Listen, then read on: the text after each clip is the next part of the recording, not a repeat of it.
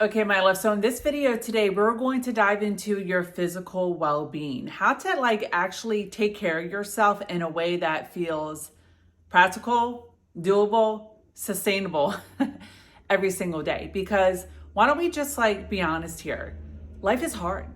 If you're a mom with young kids, if you got a demanding career, if you are just dealing with challenging people in your life, and in order for us to really show up feeling grounded, feeling safe, feeling confident, just feeling like, okay, you have some sense of control.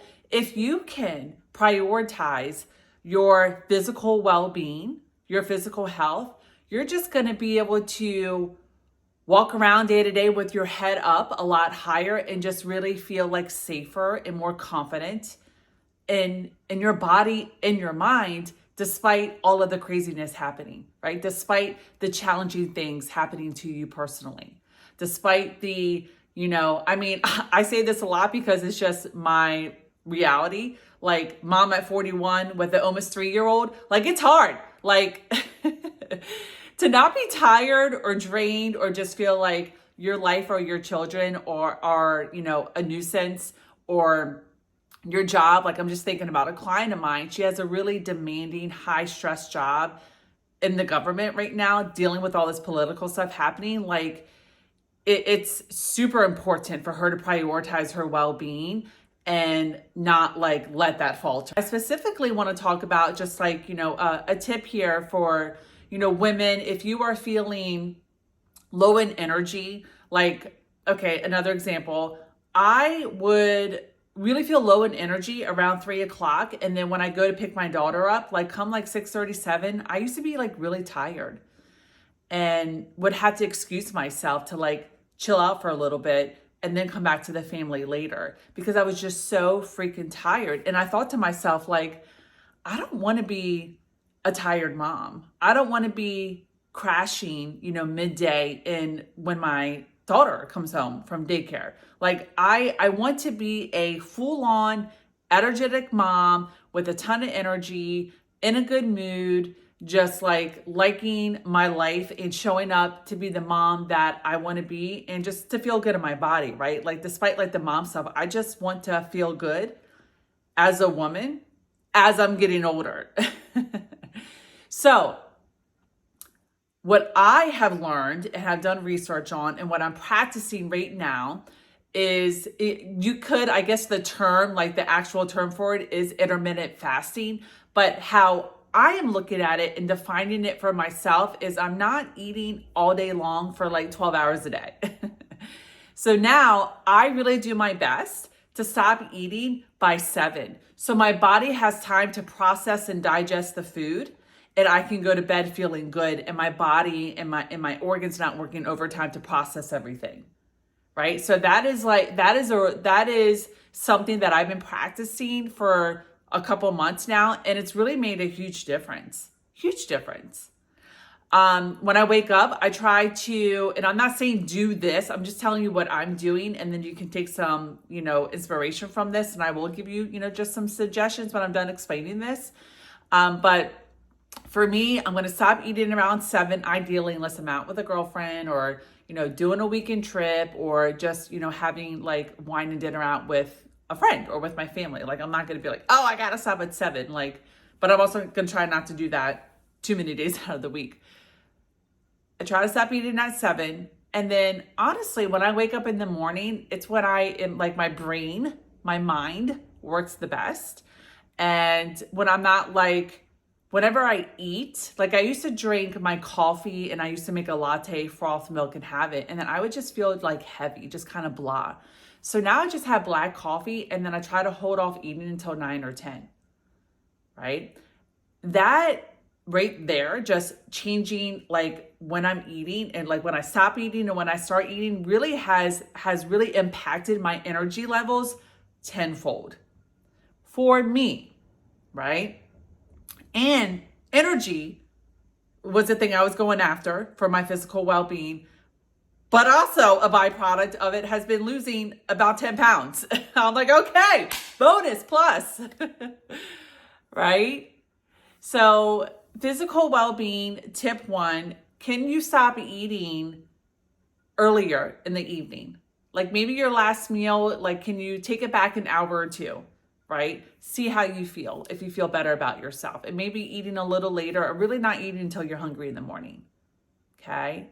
So that's tip number one with really upgrading, up-leveling your physical well-being. My second tip is it's not a tip, like you need to do this, but what I feel should be everybody's priority in life, and my second one here is really being intentional with moving your body every single day, intentional movement every single day, no matter what, because honestly, like this is what's going to keep you healthy, strong. And also it's just, we've got to not get caught in this trap of sedentary lifestyle because everything is at our fingertips, literally. Like you really don't even need to move. But you want to fight that urge, that comfort, that convenience, that I would say laziness, right? So if you're a woman, you want to feel better, you want to feel more confident, you want to feel stronger, you want to have more energy. Couple suggestions. Can you do, and I don't mean to sound like a broken record, I'm just sharing with you what has worked for me, what has worked for many of my clients. Can you do like a 5-minute yoga practice in the morning? Can you do stretches from like this YouTube video that you watch for 5 minutes, or your own stretches? Are you someone that already has experience with having, a 20 to 30 minute workout? Can you bring that home and do a 20 to 30 minute body weight workout? Are you in a position to where you work from home and then you can take a walk, a 15-minute walk, 10 to 15-minute walk every 90 minutes? Or are you working from an office, from a building to where you get 10-minute breaks? Instead of going outside smoking a cigarette, can you instead walk? Or if you're a smoker and you're like, I'm not going to quit anytime soon, it's too hard, can you, instead of staying and smoking your cigarette, can you walk around the building smoking your cigarette to get that movement in? I'm just trying to eliminate the excuses here.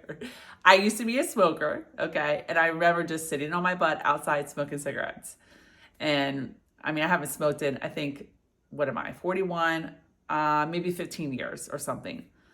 And now I'm like, I see smokers, I'm like, okay, at least they're walking in about, they're getting some type of movement in there. I'm joking, but I'm also being serious. And in the evening, if you're home, okay, and after you have dinner with your family, or after you have dinner with yourself, or after you have dinner with, your significant other, instead of sitting on the couch and watching TV, can you do an after dinner walk? That's something my family and I have incorporated every evening. 9 times out of 10, after we're eating a meal at home, we all, like the three of us, we go do an after dinner walk for 15, 20 minutes, sometimes a half hour.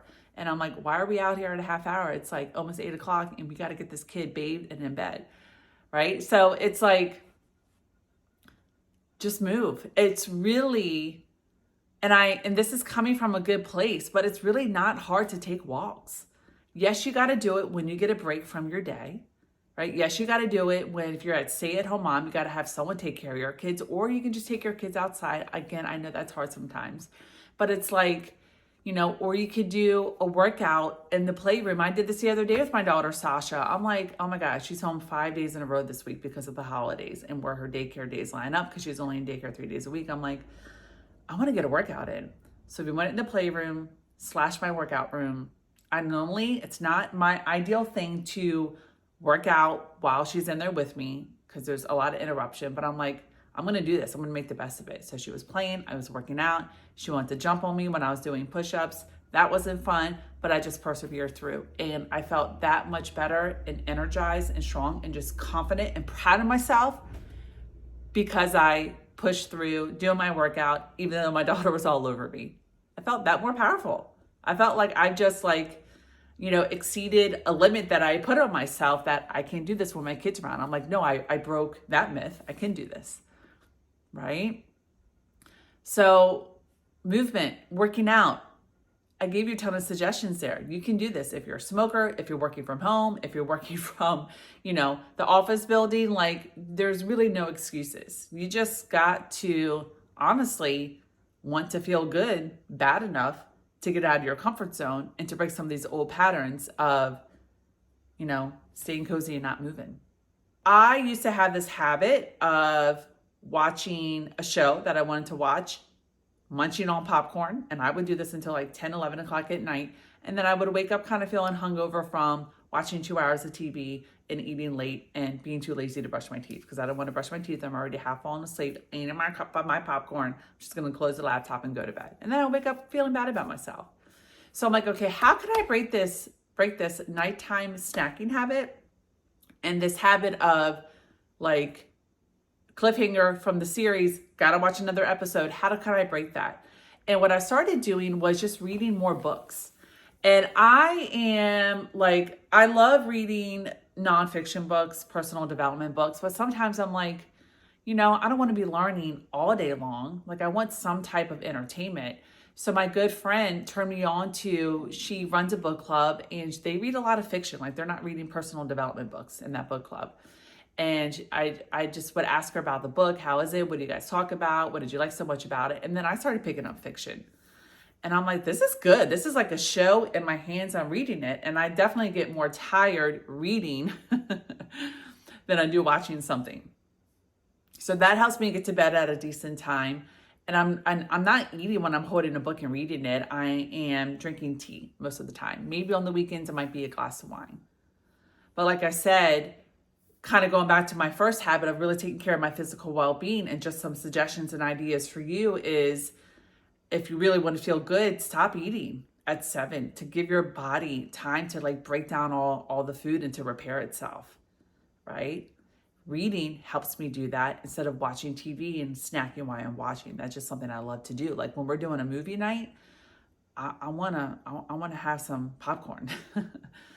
When you pick up new habits, patterns of behavior like this, you're open to trying new things and suggestions and tips like these.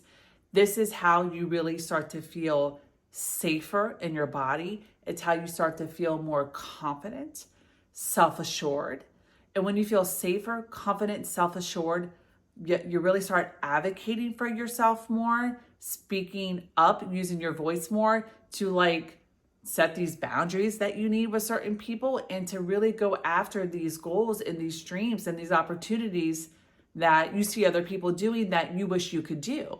It's really an inside out job. It's really a change of behavior and habits and day-to-day patterns that get you to eventually designing this life that feels aligned to you, right? Like you got to feel safe and confident in your body and in your mind if you're going to go out and accomplish all your goals and dreams, right? So it comes back to your well-being. And that is what September is really all about. Practical and sustainable ways to really take care of your well-being. I mean, that's like the theme of it. But can you see the underlining tone of when you take care of your well-being, you end up creating an amazing freaking life on your terms, and really feeling empowered, really feeling courageous and confident to like take no more crap and to really start accomplishing your goals and your dreams. Like this is what I call becoming a confident woman unleashed. That's the name of my signature program. But like there's all these, if you reverse engineer this becoming a confident woman unleashed, really being in your power, if you reverse engineer it and like unpack it, it really starts with like these simple little day-to-day habits and behaviors.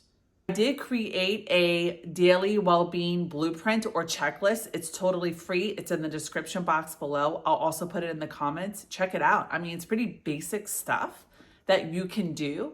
Sometimes we just need like something tangible to look at and to hold to help keep us accountable and to feel like we're not alone in this. So I created that for you. If you're interested in downloading it, printing it out, having that as your guide, as your, like me as your coach in your hands, download it, print it out, review it every day and start doing the things on that checklist, okay? And see how it makes a difference in your life, all right?